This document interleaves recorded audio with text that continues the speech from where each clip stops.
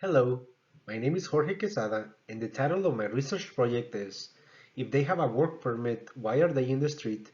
Exacerbating Migrant Precarity in a Border Town.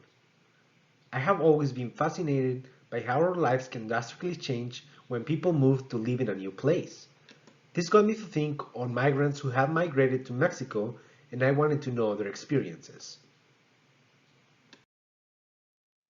I read in multiple news articles that Haitians were doing great in Tijuana and that they were considered as a model for other newcomers to the city. However, a lot of these articles didn't include the voices of the Haitian migrants, so during the summer of 2019, I set up a research plan and went to Tijuana for 3 months to get to know from the Haitians themselves how they live in Tijuana and what perspective of the city they had. I did ethnographic research in the neighborhoods of Zona Norte, Buena Vista, and Divina Providencia.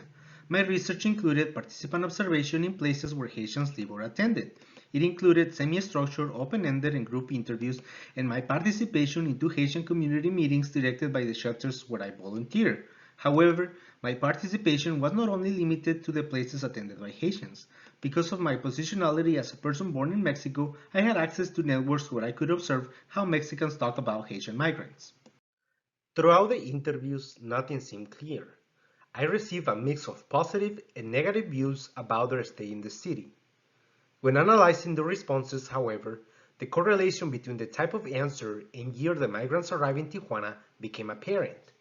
Haitian migrants coming to Tijuana between the years 2016 and 2017 answered with a more positive outlook of the town, while Haitian migrants who arrived after 2018 and mid-2019 responded with a negative view.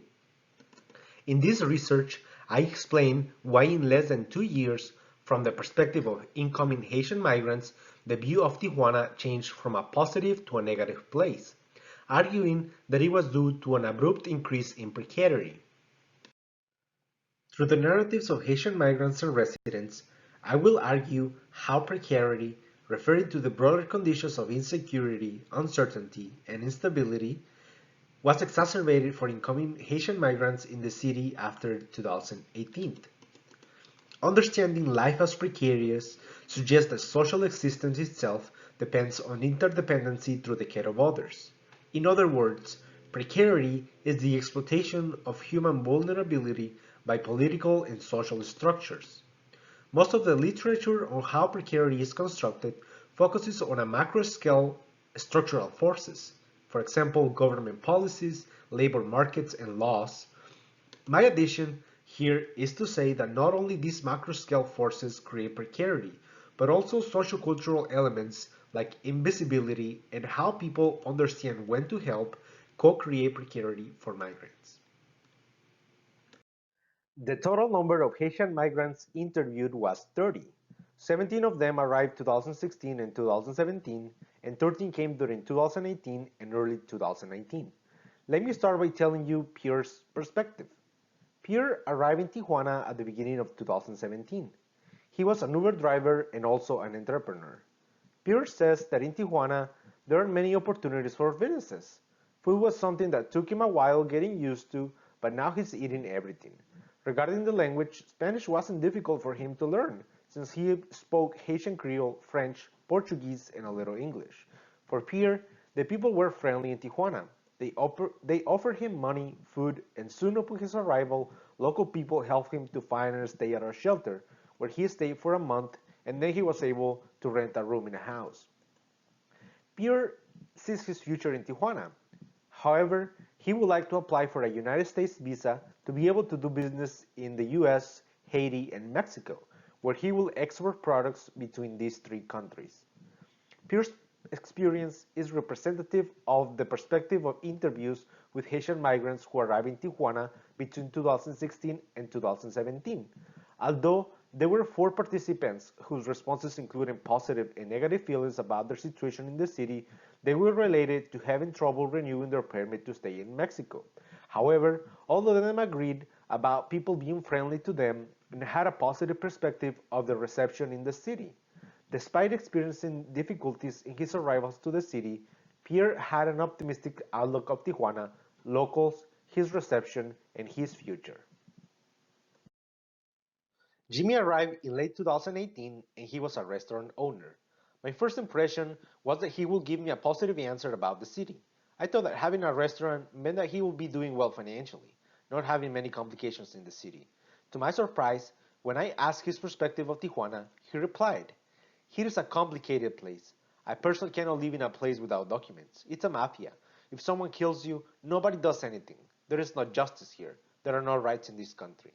Since he arrived in Tijuana, he had been going to the immigration offices to get any documents that would allow him to be in Mexico legally.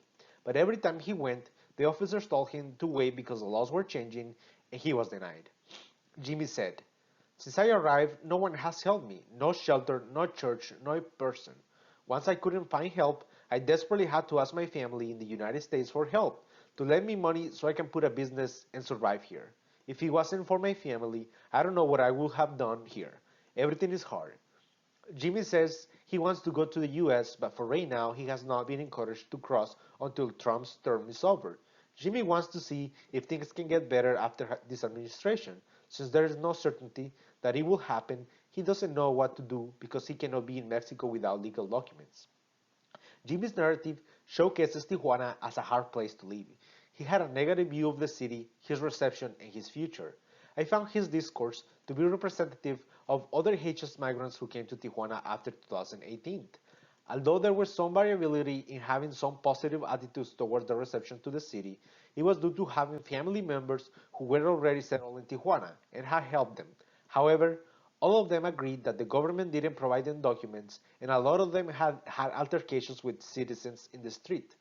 The fact that Jimmy and other Haitian migrants who arrived in 2018 and early 2019 didn't receive a visa or help from the government and minimal aid from shelters and residents made their stay be narrated negatively, translating it into a discourse full of uncertainty, insecurity, and instability. There are both similarities and differences between Pierre and Jimmy's experiences in Tijuana. Three areas predominate in terms of precarity in their discourses regarding help: the role of legal status, invisibility, and civic response. Pierre had a positive view of the city, while Jimmy had a negative view. In the legal field, Pierre got a permit to stay and work legally in the country, while Jimmy didn't get such permit. Finally, Jimmy did not get help from civic society, while Pierre did. In the next section, I will focus on how these areas contributed to exacerbating precarity for Haitian migrants arriving between 2018 and mid-2019. Policies are a starting point in creating precarity. The implementation of the Migrant Protection Protocol (MPP) on January 2018 by the US government implies that people who apply for asylum or protection to the US before MPP had the opportunity to wait for an interview with migration authorities on US territory. After MPP's application, those who applied for asylum and protection had to wait in Mexico. Mexico hasn't had reform in its migration policy since 2011. The only way to regularize legal status in Mexico is by having a child born in Mexico, marrying a Mexican citizen, or applying for asylum outside of the country. Thus, migrants who came to Mexico didn't have a way to regularize their immigration status. The other action was the attack by President Trump administration with increasing tariffs on Mexican exports to the US in early 2019, starting at 5% to 25% if the Mexican government didn't prevent migrants from arriving on the northern border. The Mexican government, as a response, deployed its National Guard towards its north and southern borders to target migrants and prohibit them from getting to the northern border. Since there was no clear path as to how migrants could petition for a legal permit to stay in Mexico, and the conductions of government targeting migrants created the conditions for the direct criminalization of migrants who didn't have legal status in Mexico. Haitian migrants arriving in 2016 and early 2017, like Pierre, were able to get a permit to stay in Mexico before these two government actions came into play. In contrast, Haitian migrants like Jimmy, who arrived after 2018, couldn't apply for a document to remain in Mexico. He was now a target of Mexican immigration authorities. As a result, the level of uncertainty, insecurity, and instability increased, exacerbating precarity. As previously stated, policies were a starting point. What followed after the implementation of these policies was the response of migrants and civil society of Tijuana in a complex interplay of action, reaction, and inaction. The arrival of Haitian migrants to the city created an initial shock and amusement as narrated by residents and seen in media outlets. When I talked to locals about Haitian migrants, every single person I spoke with knew that Haitians had come to the city in 2016 and told me that it was something new for them in the city. Haitian migrants became the most visible inhabitants in Tijuana. Paulina, a person in charge of a shelter which was in the city from the beginning of 2016, explained to me how by 2016 there were approximately 8 shelters in Tijuana, but when Haitian migrants arrived, they were insufficient, and in December 2016 there were 38 shelters. Here, we can see that the visibility of Haitians in 2016 not only brought astonishment from the local community, but also brought civil society response to act and help. I reiterate that the local people always referred to the arrival of the Haitians in 2016, but when asked if they knew if Haitian migrants were still arriving, they answered that they didn't know. But as shown in the graph, there was an ongoing arrival of Haitian migrants after 2016. Residents lacked information about the continued migration of Haitians to the city, which prevented the civil society from receiving them and supporting them as had happened in 2016. Another factor of their invisibility was the physical difference between Haitians and locals, talking here about skin color. The same physical difference which made Haitians highly visible in 2016 soon became the new normal, which induced to invisibility for hundreds of Haitians arriving in 2018 and 2019. For locals, every Haitian body in the street was thought to have arrived in 2016. This invisibility of Haitian migrants arriving in 2018 and 2019 dispensed with obtaining no support from the government institutions and minimal aid from civil society. From the perspective of Esperanza, a resident of Tijuana, I will explain how the local understanding of help created the conditions for a lesser involvement and inaction of the civil society in aiding Haitian migrants arriving after 2018, and how this social-cultural element co-created and exacerbated precarity for Haitian migrants arriving after 2018. Local people in the city actively helped migrants during the 2016 arrival. This was in the early stages of the 2016 migration, where the government hadn't provided permits to Haitians to stay legally in Mexico. However, because of the pressure of organizations and other sectors of civil society, the Mexican government created a clause to give an exemption for Haitian migrants to receive a humanitarian visa in early 2017. One of the main things that can strike a tourist in Tijuana is to see the number of people who sell merchandise in the street. Many people have made their living from people's aid. Imagine living in a place where every day involves seeing people in the street selling things or asking for money. When do people living in a city like this help others? In my interview with Esperanza, she gave me an explanation. I don't usually buy in the street because you don't finish. You buy to help, and you can help so many in every street that you stop. To not feel guilt, I only buy things in the street when I feel someone really needs it. Esperanza says that people like her didn't buy candy because people crave or needed candy. Instead, people bought candy to the Haitian migrants because they knew their situation. Many locals knew that Haitians didn't have a permit to stay or work, so Haitian wouldn't be able to find work if he wasn't in the informal sector. Haitians with no legal permit to stay in Mexico took advantage of this humanitarian reaction by the civil society and were able to earn a living. It was a collective effort between organizations and residents, and their action helped migrants to lessen their precarity. Esperanza tells me that after the Mexican government granted Haitians with a humanitarian visa that will regularize their status to stay and legally work in Mexico in 2017, people's support went down. City residents were seeing how Haitians were wearing brand name clothing and cell phones, which made residents question their need of help. Esperanza says that many people couldn't understand why Haitian migrants were in the street if they already had a legal permit to work. As Esperanza explained, you buy candy if you feel like eating a candy. It's not so much to help anymore. When you realize that it's already time that most have job opportunities and the government gave them migration documents and a work permit, then there comes a time when you say, okay, if they have a work permit, why are they in the street? The Mexican residents' understanding of when it is useful to help implied that Haitians were now in a position where they could work and no longer needed help from the Mexican residents.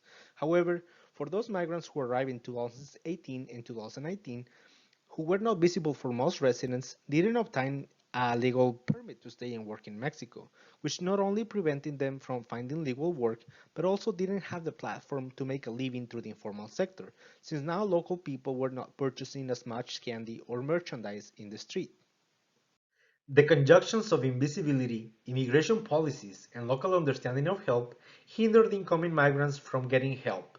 showing how policies reverberate not only in the response of migrants, but also in the responses of other agents often discarded in migration studies, the locals, who by acting or not acting can directly or indirectly affect the lives of migrants and exacerbate their precarity.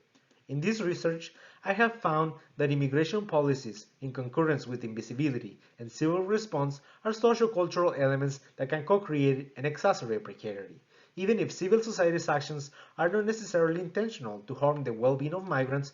Throughout this research, I showcase how the role of civil society is crucial for the well-being of migrants.